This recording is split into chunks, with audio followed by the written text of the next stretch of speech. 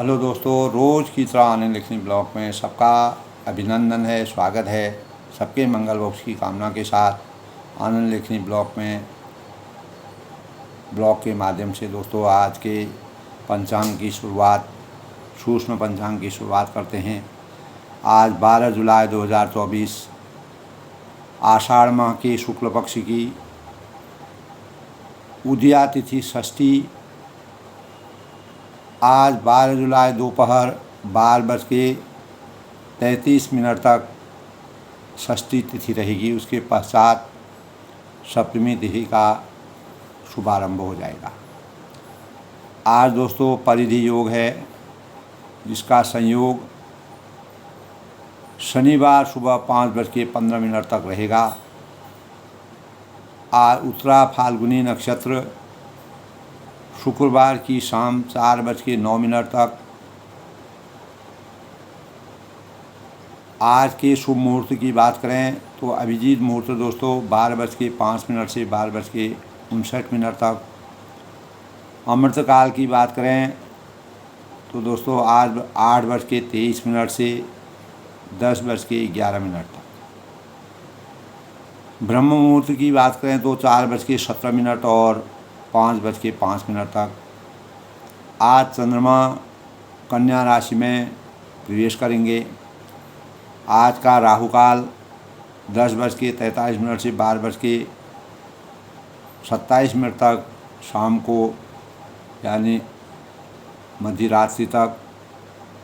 किसी प्रकार के इस दौरान किसी प्रकार के शुभ कार्य को करना वंचित या वर्जित माना गया है। आज का सूर्योदय दोस्तों 5:32 पर और सूर्यास्त जो है 7:22 पर। इस प्रकार दोस्तों आज के पंचांग का सूक्ष्म स्वरूप। आज दोस्तों शुक्रवार का दिन है। शुक्रवार सप्ताह का 5वां दिन है और शुक्रवार की प्रकृति दोस्तों मृदु मानी गई है। शुक्रवार को दोस्तों माँ लक्ष्मी और दुर्गा माता का पूजा, उपवास, व्रत और ध्यान करना बहुत ही शुभ माना गया है। आज के ही दिन दोस्तों दैत्यों के गुरु शुक्राचार्य का भी दिन माना गया है। लक्ष्मी दोस्तों धन की देवी हैं और दुर्गा शक्ति की स्वरूपा हैं। शुक्रवार को शुक्रदेव की पूजा करने का भी विधान है। और शुक्रदेव दोस्तों सुख और सौंदर्य और रोमांच के कारक माने गए हैं। शुक्रवार को जन्मे कोई भी जातक माँ लक्ष्मी का आशीर्वाद प्राप्त करते हैं। और शुक्रवार को जो भी जातक जन्म लेते हैं वह प्रभावशाली होते हैं।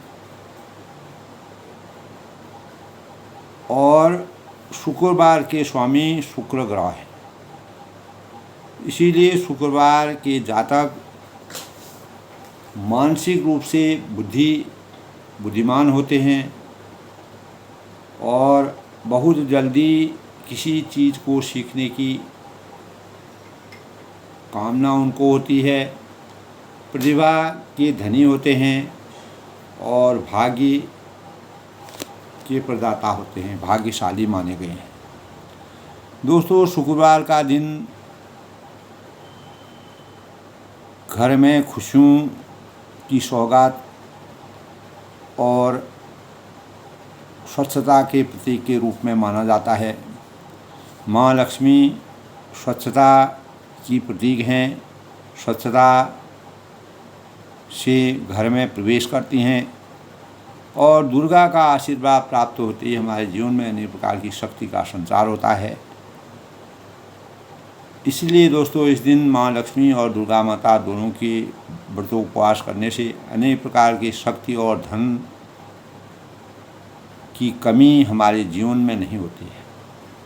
दोस्तों माँ लक्ष्मी सुख समृद्धि की द्योतक मानी गई है और ज्योतिष शास्त्र के अनुसार शुक्रदेव देवी लक्ष्मी को यह दिन शुक्रवार समर्पित है।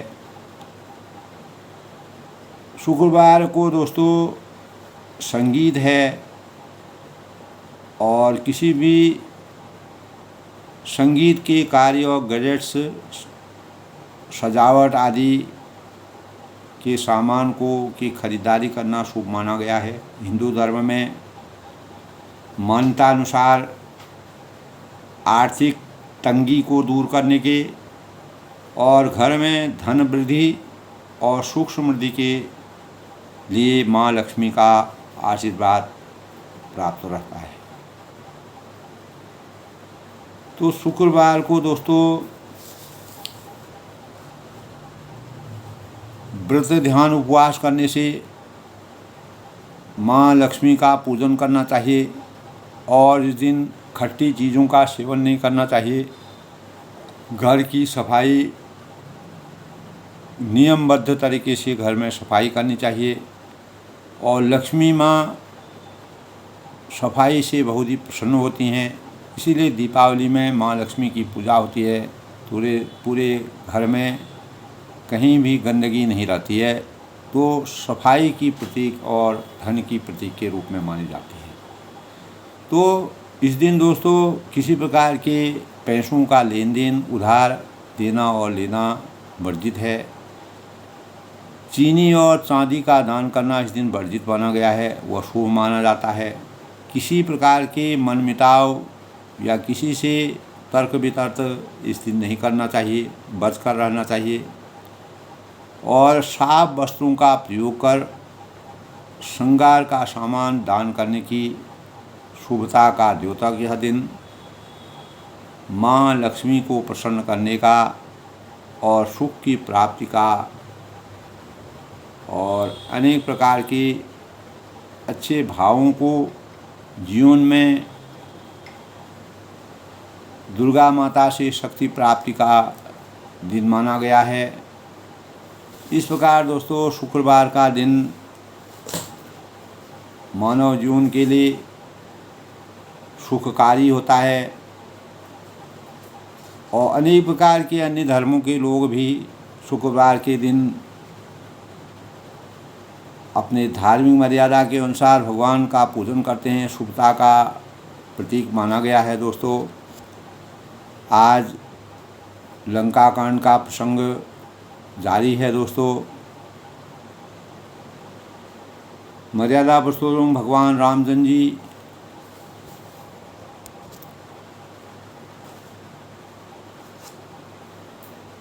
ने जब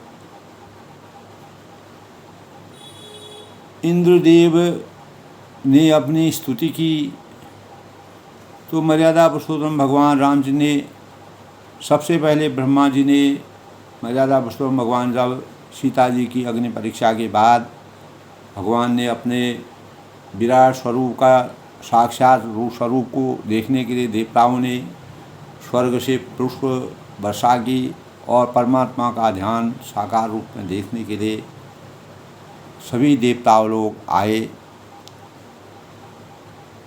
और इसी अनुक्रम में श्री रघुनाथ जी ने पहले प्रेम को विचार कर पिता की ओर देखकर तब दशरथ जी का स्मरण उनके अंतःकरण में आया।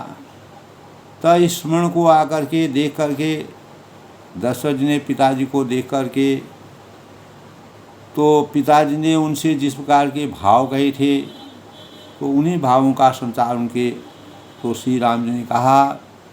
दशरथ जी का स्मरण उनके समझ में आया और उनका दिव्य स्वरूप उनको दिखाई दिया। तो अंतर्यामी होने के परिणाम स्वरूप उन्होंने साक्षात रूप में अपने पिताजी के दर्शन किए। जब सीता जी लंका से सशरीर और सम्मान के साथ यहाँ ये अग्नि परीक्षा हुई। उसके बाद ब्रह्मा जी ने स्तुति की और इंद्र ने भी उनकी स्तुति, देवराज इंद्र ने भी उनकी स्तुति की। तो उन्होंने अपने दशरथ जी से कहा कि हे ताज, यह सब आपके पुण्यों का प्रभाव है, जो मुझे आज यश कीर्ति का आशय मिला है। तो मैंने अजय राक्षस राज को जीत करके पुत्र के वचन का, जो आपके अपने पिता के वचन थे, उन वचनों को पूर्ण किया। 14 साल के वनवास के दौरान रघुकुल की रीति और मर्यादा को हमेशा के लिए संजो कर रखने का प्रयास किया और अपने आदर्शों की अपने संस्कारों के अनुसार आदर्शों का पूर्ण रूप से परिपालन किया। तो इन्हीं भावों से पुत्र के वचन सुनकर उनकी प्रीति अत्यंत बढ़ गई, नेत्रों में जल छा गया और रोमावली खड़ी हो गई। तो दोस्तों, आत्मा और परमात्मा का जब मिलन होता है, इस प्रकार के आशय मर्यादा पुरुषोत्तम भगवान राम जी के सामने हुए, तब रघुराम जी ने पहले ही जीवित काल के प्रेम को विचार कर, जब दशरथ जी जीवित थे उस समय के विचारों को अपने अंतःकरण में ला करके पिता की ओर देखकर उन्हें अपने स्वरूप का दृढ़ ज्ञान कराया। और तब शिवजी उमा से कहते हैं कि दशरथ जी की ने भेद भक्ति में अपना मन लगाया था, इसी से उन्होंने कैवल्य और मोक्ष नहीं पाया। यानी दशरथ जी भेद भक्ति में उन्होंने मन लगाया था, जिसके कारण वह मोक्ष से जन्म मृत्यु के बंधन में अभी भी पड़े हुए हैं। तो राम मर्यादा पुरुषोत्तम भगवान राम जी ने के जीवन में इस प्रकार की आदर्शों का संचार है कि जहाँ एक ओर अनेक प्रकार की दुष्ट आत्माओं और पापियों को उन्होंने एक ही क्षण में उनका वध करके उनको मोक्ष की प्राप्ति कर दी, और दूसरी ओर अनेकों वर्षों से साधना करते हुए साधक को भी मोक्ष की प्राप्ति नहीं हुई। तो माया रही सच्चिदानंदमय स्वरूप, दिव्य गुण युक्त सगुण स्वरूप की उपासना करने वाले और भक्त इस प्रकार का मोक्ष लेते भी नहीं, क्योंकि उनको श्री राम जी अपनी भक्ति लेते हैं और प्रभु इष्ट बुद्धि को बार बार प्रणाम करके दशरथ जी से हर्षित होकर देवलोक को वह चले जाते हैं। तो इस प्रकार से दशरथ जी ने मृत्यु के बाद भी मोक्ष की प्राप्ति न होने पर मर्यादा पुरुषोत्तम भगवान राम जी ने 14 साल का वनवास समाप्त कर दिया था। तो जीवित काल के दशरथ जी के जीवित काल के प्रेम को विचार कर इस प्रकार के भावों को तुलसीदास जी ने बड़ा ही हृदय स्पर्शी और अंतर मन की बातों को विचार कर उसके प्रसंग की समीक्षा की है।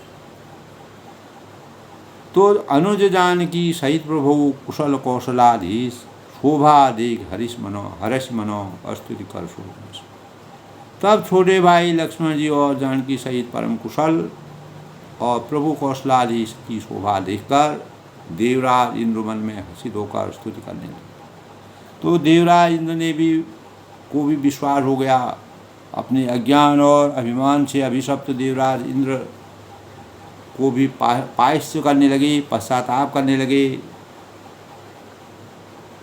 तब वह कहते हैं, शोभा के धाम और शरणागत को विश्राम देने वाले श्रेष्ठ तर्कश धनुष और बाण धारण किए हुए प्रबल प्रतापी भूदंडों वाले मर्यादा पुरुषोत्तम श्री राम जी की जय हो। खर और दूषण के शत्रु और राक्षसों की सेना के मर्दन करने वाले आपकी जय हो। हे नाथ, आपने जिस दुष्ट रावण को मारा, जिसने सब देवता अपने को सुरक्षित महसूस करते हैं, उस दिन से ये आपकी अपरंपार कृपा है। और हे भूमि का भार हरने वाले और अनेक प्रकार के राक्षसों का अंत करके भूमि के भार को कम करके अपार श्रेष्ठ महिमा वाली आपकी जय हो। और रावण के शत्रु कृपालु मर्यादा पुरुषोत्तम भगवान राम जी आपकी जय हो। आपने राक्षसों को बेहाल तहस नहस कर दिया। लंकापति रावण को आपने अपने बल का जो घमंड था, उसने देवता और गंधर्व सभी को अपने वश में किया था और वह मुनि सिद्ध मनुष्य पक्षी और नाग आदि सभी को हठपूर्वक अपने वश में कर लेता था, उनके पीछे पड़ जाता था। तो वह दूसरों से द्रोह करने में तत्पर और अत्यंत दुष्ट था। उस पापी ने वैसा ही फल पाया जैसा उसने किया था। जो जस करें तस फल चाखा। दीनों पर दया करने वाले मर्यादा पुरुषोत्तम भगवान राम जी, कमल के समान विशाल नेत्रों वाले आपकी जय हो। तो मुझे अत्यंत अभिमान था। रावण के बाद उन्होंने स्वयं के लिए बोला कि अभिमान इस जीवन का सबसे बड़ा अभिशाप होता है और मेरे समान कोई नहीं है, ऐसा मैं समझता था। पर अब प्रभु आपके चरणों का मैं दास बन गया हूँ। आपके दर्शन करने आया हूँ। आपकी छवि, आपकी शोभा, आपके विराट स्वरूप को देख करके मेरा मन अभिमान से हमेशा के लिए विरक्त हो गया। और कोई उन निर्गुण ब्रह्म का ध्यान करते हैं और जिन्हें वेद अव्यक्त और निराकार कहते हैं। तो दोस्तों, परंतु राम जी, मुझे तो आपका यह सगुण कौशलराज स्वरूप जो है वही सबसे बड़े प्रिय लगता है।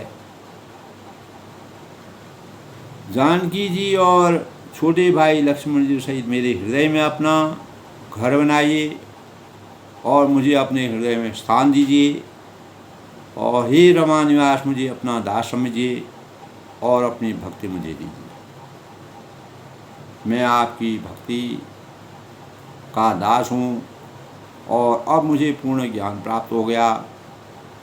ज्ञान विवेक से दोस्तों, भक्ति और ज्ञान का रास्ता अपनाने से अभिमान का हमेशा के लिए अंत हो जाता है। तो इस प्रकार से देवराज इंद्र ने कहते हैं मर्यादा पुरुषोत्तम भगवान राम जी, हे रमा निवास, हे शरणागत के भय को हरने वाले और उसे सब प्रकार का सुख देने वाले, मुझे अपनी शक्ति दीजिए। और हे सुख के धाम, हे अनेकों कामदेवों की छवि को भी हरने वाले रघुकुल के स्वामी मर्यादा पुरुषोत्तम भगवान राम जी, रघुकुल के शिरोमणि, मैं आपको नमस्कार करता हूँ। मैं आपका वंदन करता हूँ, आपकी आराधना करता हूँ। हे देव समूह को आनंद देने वाले, जन्म मृत्यु के बंधन को हमेशा समाप्त करने वाले और सुख दुख में और हर्ष विशाल में एक समान समतामूलक भावों का संचार करने वाले, द्वंद्वों के नाश करने वाले और मनुष्य शरीरधारी मानव रूप में अवतीर्ण होकर के अतुलनीय बल का जो संचार आपने किया, ब्रह्मा और शिव आदि के जो आपके सेवक हैं, कर्ण के कोमल श्री राम जी, मैं आपको नमस्कार करता हूँ। इस प्रकार की वाणी, इस प्रकार की भाव भंगिमामय विचारों को सुन करके देवराज इंद्र के मर्यादा पुरुषोत्तम भगवान राम जी ने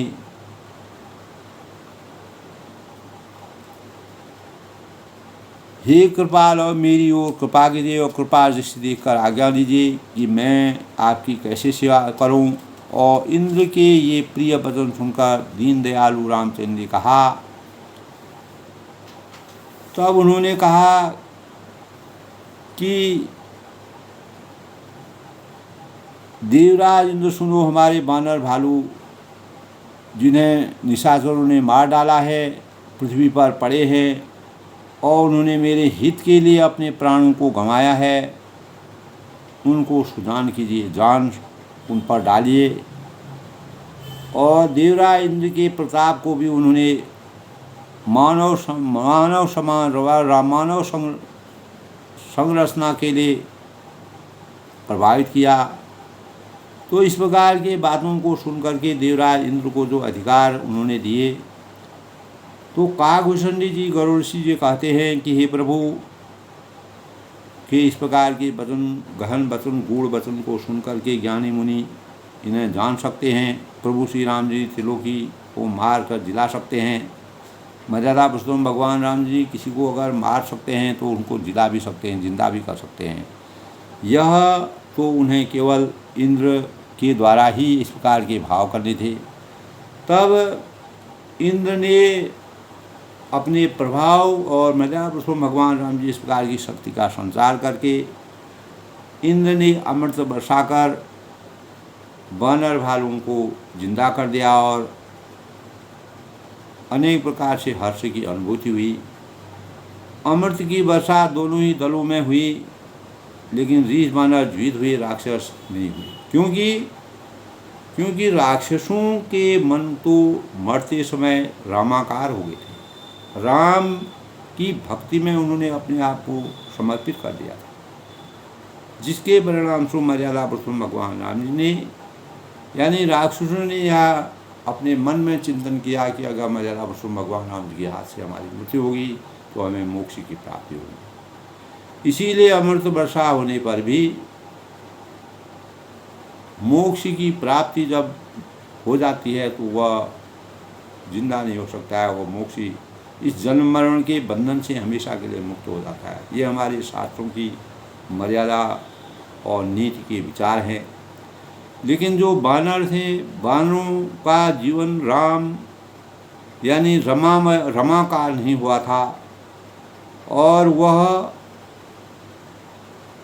भवबंधन से राक्षस छूट गई, और किंतु वानर और भालू सब देवांश भगवान की लीला के परिकर थे। इसीलिए वे सब रघुनाथ जी की इच्छा के जीवित हो गए।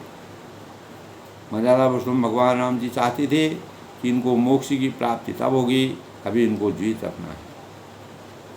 तो इस प्रकार से दोस्तों, श्री राम जी के समान दीनों का हित करने वाले इस संसार में कोई देवता अभी तक अवतरित नहीं हुए, जिन्होंने सारे राक्षसों को मुक्त करके, जिन्होंने हर प्रकार के बुराई के कार्य किए थे। राक्षसी माया ने जन्म लिया, लेकिन दुष्ट पापों के गौरवकामी रावण ने भी इस गति को प्राप्त किया जिसे श्रेष्ठ मुनि भी नहीं पार पाते। ये है मर्यादा पुरुषोत्तम भगवान राम जी का सही स्वरूप, आदर्श स्वरूप। तो दोस्तों, फूलों की वर्षा करके जब देवता सुंदर विमानों पर चढ़कर गए, तब ऐसे सुअवसर को जानकर सुजान शिव जी प्रभु श्री राम जी के पास आए। उन्होंने परम प्रीत कर जोरी, जुग नलिन नयन मर बार, भरी बार पुलकित तन गदगद गिरा, विनय कर त्रिपुरा। और परम प्रेम से दोनों हाथ जोड़कर कमल के समान नेत्रों में जल भरकर पुलकित शरीर और गदगद वाणी से त्रिपाल शिव जी विनती करने लगे। तो इस प्रकार से भगवान शिव जब विनती कर, गीता में कहा गया है कि भगवान श्री कृष्ण ने अर्जुन को साधक, इस संसार में साधक के बाधक तत्वों के महत्व के बारे में उपदेश दिए थे। और गीता में दोस्तों साधक के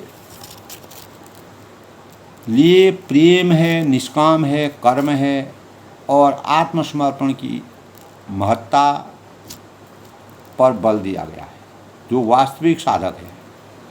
और साथ ही अगर हम साधक की बाधक के रूप में संरचना करते हैं, बाधक के रूप में उसको गणना करते हैं, तो क्रोध है, मोह है, लोभ है, आलस है।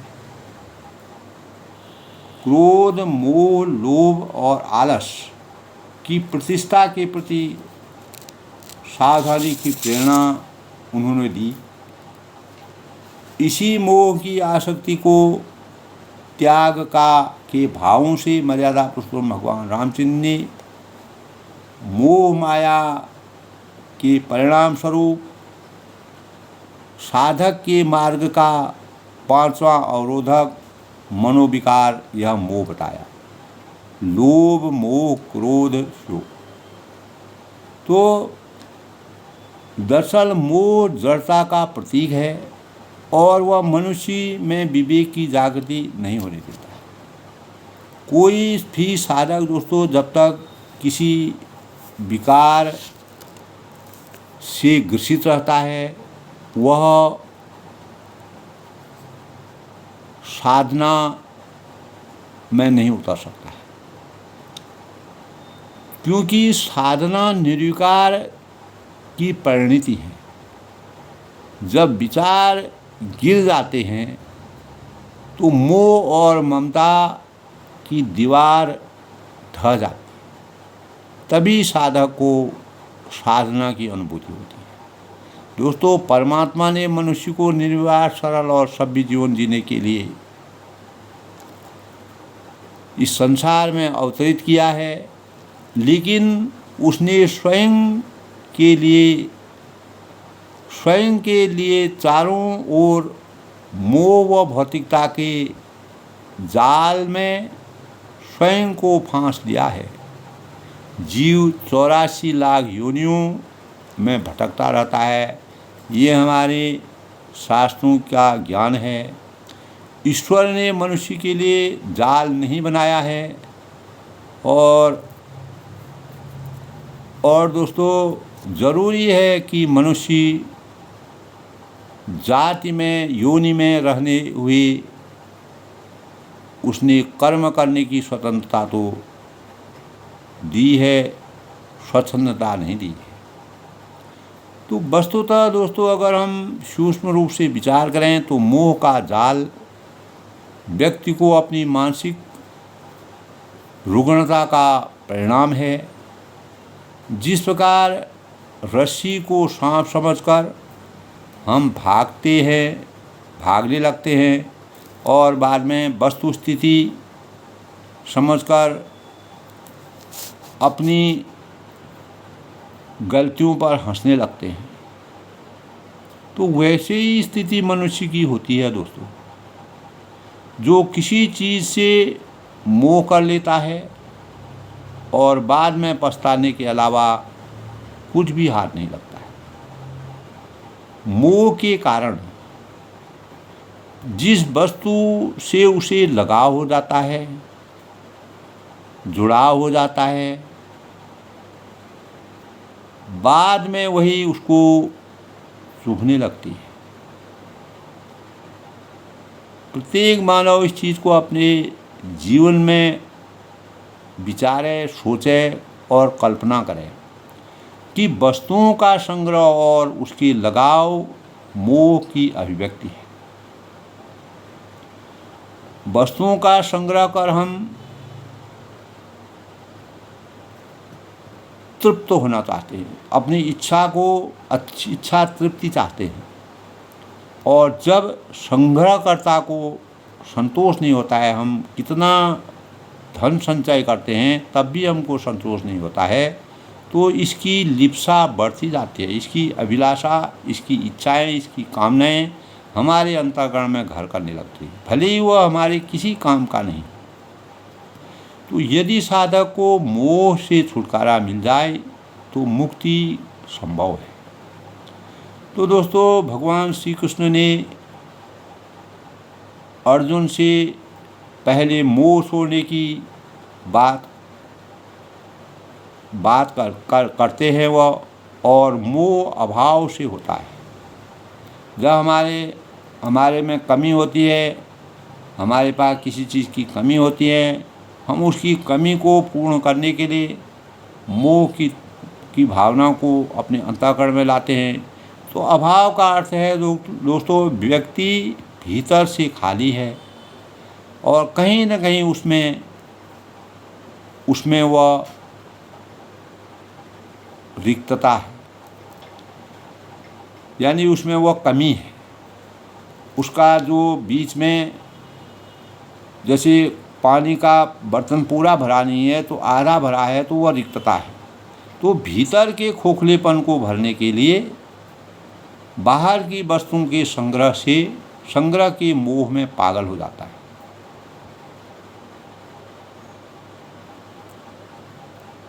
जैसे कौवा होता है दोस्तों, जगह जगह अनेक चीज़ें रखता है। कभी उसका ऐसा दिन आता है, वो काफ़ी कोई त्यौहार होता है, कोई आता है, कौवे के लिए चढ़ाते हैं, तो कौवा जगह जगह उस चीज़ों को रख देता है, मोह के कारण कि मैं इसको कल खाऊंगा, ये मेरे काम आएगा। लेकिन जैसे जैसे जहाँ वह छुपाता है, वह भूल जाता है कि मैंने कौन सी चीज़ कहाँ रखी। तो हमारे अंतःकरण में कितनी चीज़ें हमारे अंतःकरण में इस प्रकार की हैं जो हम अपने लिए संचय करते हैं, और वह हमने वह संचय किसके लिए किया था, ये हमारे अज्ञान का कारण बनता है। तो दोस्तों, उपनिषद भी इस बात को स्पष्टीकरण करते हैं कि यदि इस संसार में कुछ खोजने के लिए, तो वह है आत्म संसार, आत्म तत्व। परंतु मोह ऐसा है कि मैं और मेरा आत्मा एक ही बस्ती में रहते हैं, परंतु फिर न जाने क्यों मिलने को तरसते हैं। तो इस प्रकार दोस्तों, मैं और मेरा सार जो है आत्मा और भौतिक शरीर एक साथ रहते हैं। जब तक भौतिक शरीर में आत्मा रहती है, उनकी एक ही बस्ती है, परंतु न जाने एक दूसरे से मिलने को तरसते हैं। इस प्रकार दोस्तों, मोह का त्याग मर्यादा पुरुषोत्तम भगवान राम जी का सबसे बड़ा परिमाप था, और उन्हें सांसारिक माया मोह के बंधन से छुटकारा पाने के लिए मोक्ष की प्राप्ति करने का, जिस प्रकार से अनेक राक्षसों को मोक्ष की प्राप्ति करवाई।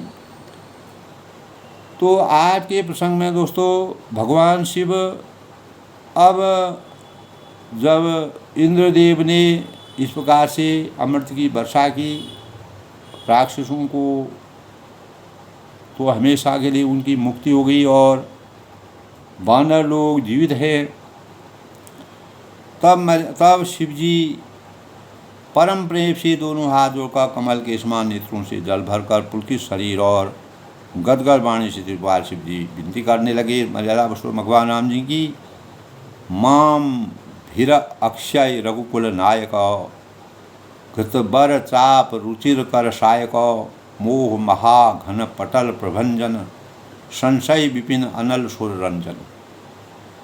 यानी हे रघुकुल के स्वामी, सुंदर हाथों में श्रेष्ठ धनुष और सुंदर बाण धारण किए हुए आप मेरी रक्षा कीजिए।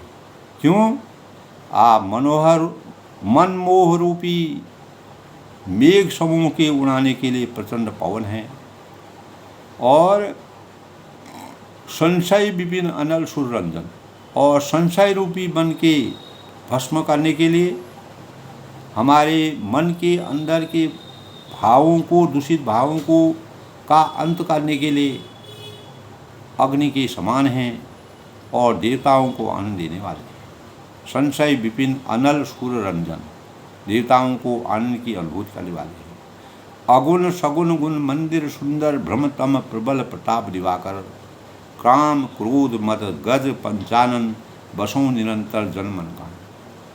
और आप निर्गुण सगुण, अगुण सगुण, निर्गुण सगुण, गुण मंदिर सुंदर, दिव्य गुणों के धाम और परम सुंदर है।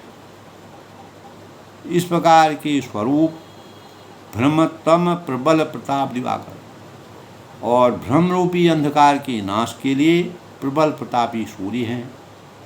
काम क्रोध मद गज पंचान, काम है, क्रोध है, और मद रूपी हाथियों के वध के लिए शेर के समान आपका सेवक के मन रूपी वन में निरंतर निवास कीजिए।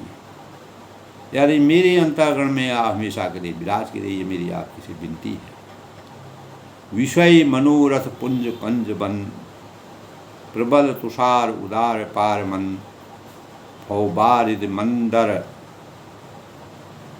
परमम दर, वारह तारह संस्कृति दुष्कृतर। यानी विषय मनोरथ पुंज कंज बन, विषय काम वासनाओं के समूह रूपी कमल बन के नाश के लिए आप प्रबल पाला है। जिस प्रकार पाला दोस्तों शीत ऋतु में जब पाला पड़ता है तो सुंदर खिले हुए जो कमल होते हैं उनको मुरझा देते हैं, उनमें पाला गिरता है तो कमल जल जाते हैं। उसी प्रकार मानव के विकारों को दूर करने के लिए आप उस पाले के समान हैं। प्रबल तुषार उदार पार मन के मैले को धोने वाले बहुबारिद मंदर परमदर आप उदार और मन के परे हैं, मन से परे हैं और इस भवसागर के को मथने के लिए आप मंदरांचल पर्वत हैं।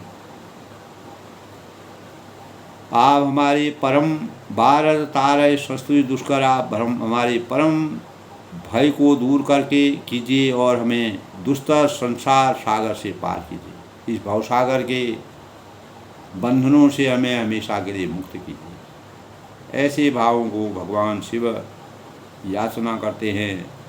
श्याम गात राजीव बिलोचन दीन बंधु प्रनार त्रिलोचन अनुज जानकी सहित निरंतर बसव राम मम गुर अंतर मुनिरंजन मई मंडल मंडन तुलसीदास प्रभु त्रास दिखूं। तो इस प्रकार से दोस्तों से और वचनों से तपस्वी के बीच में कुछ शरीर से निरंतर मेरा नाम जप कर रहे हैं। और हे सखा यही उपाय करो जिससे कि मैं जल्दी से जल्दी देख सकूं और मैं तुम्हें निहोरा अनुरोध करता हूँ। तो यदि अवधि बीत जाने पर मैं अयोध्या लौटूंगा तो मैं भाई को जीता नहीं पाऊंगा। छोटे भाई भरत जी की प्रीति और स्मरण करके प्रभु का शरीर बार बार पुलकित हो जाता है। श्री रामचंद्र ने इस प्रकार से विभीषण को तुम्हारा खजाना घर सब मेरा है, जो तुम मेरे भक्त हो और यह बात सच है। पर भरत जी की दशा याद करके मुझे एक एक पर कल्प के समान बीत रहा है। इस प्रकार के भावों का सृजन करके और विभीषण के मनोभावों को तृप्त करने का ये भाव व्यक्त किए। अंतर्गता मजरा बसु भगवान राम ने कहा कि श्री राम जी ने पुनः एक बार कहा कि करे हूँ कल्प भरी राज तुम, हे विभीषण तुम कल्प भर राज करना, जीवन पर्यंत तुम अपने राज्य को करते रहना और सुमिर हूँ मन माही और मन में मेरा निरंतर स्मरण करते रहना। परमात्मा का आशीर्वाद मेरा आशीर्वाद हमेशा रहेगा और पुनि मम धाम पाए हूँ। फिर तुम मेरी उस धाम को पा जाओगे, मोक्ष की प्राप्ति तुमको हो जाएगी। और जहाँ सब संत जाते हैं, जहाँ संत सब जाएं, जहाँ ये संसार की समस्त सांसारिक मर्यादाओं और कार्यों को करने के बाद मनुष्य का अंत होता है, अंतोगता और मोक्ष की प्राप्ति करता है। तो जिस प्रकार से भाव भंजना से और पुनः और अनेक प्रकार के कल्प भर जितना समय तक तुमको राज्य करना है, राज्य की रक्षा और प्रजा की रक्षा करो और मन में मेरा निरंतर ध्यान करो, स्मरण करो और परमात्मा के प्रति अभिशप्त रहो। फिर तुम मेरी उस धाम को पा जाओगे। अर्थात मन वचन और कर्म से उन्होंने मोक्ष की प्राप्ति, अंततोगता तुमको मोक्ष की प्राप्ति होगी। अगर अपने कर्म निष्ठा से मन वचन और कर्म से तुम अपने कार्यों को सही ढंग से कर्तव्यों का निर्वाह करोगे, निश्चित ही तुम प्रभु यानी तुम मेरे उस धाम को पा जाओगे जहाँ सब संत जाते हैं, जिनको मोक्ष की प्राप्ति होगी। देवलोक को जाते हैं, वही मोक्ष की प्राप्ति का सबसे बड़ा रास्ता है। तो कर्म करते करते अपने कर्मों का पूर्ण रूप से निर्वहन करते हुए विभीषण के जो अनुग्रह था, विभीषण की जो प्रार्थना थी, उस प्रार्थना को मर्यादा पुरुषोत्तम भगवान ने जिस प्रकार से आचार विचार के साथ उसका सूक्ष्म रूप से वर्णन किया कि तुम्हारा घर और मेरे घर में कोई अंतर नहीं है, जहाँ अवध वहाँ जहाँ राम निवासु, दिवस वहाँ जहाँ भानु प्रकाशु। इस प्रकार के भावों को संचित करते हुए तुलसीदास ने जिस प्रकार का वर्णन किया है, यही विभीषण और रामचंद्र जी की अंतर मन में आत्मा और परमात्मा का जिस प्रकार मिलन होता है, उन्हीं भावों का संचार करते हुए तुलसीदास ने इस प्रकार का वर्णन किया है। सबसे पहले ब्रह्मा स्तुति करते हैं, फिर इंद्रदेव स्तुति करते हैं, फिर शिवजी स्तुति करते हैं। अंतोगत्वा विभीषण मर्यादा पुरुषोत्तम भगवान उनकी कृपा दृष्टि के पात्र हैं और उनके कार्यों को भी प्रशंसा करते हुए मर्यादा पुरुषोत्तम भगवान राम ने अपनी भक्ति को समर्पित करते हुए अपने भावों को बड़े ही दीनता के भाव से परमात्मा के आराध्य बनते हैं। इसी प्रकार परमात्मा उनको मोक्ष की प्राप्ति के भावों से संचित करते हैं। आज के प्रसंग में सभी को मर्यादा पुरुषोत्तम भगवान जी का आशीर्वाद प्राप्त हो। सब लोग सुखी रहें, खुश रहें, प्रसन्न रहें।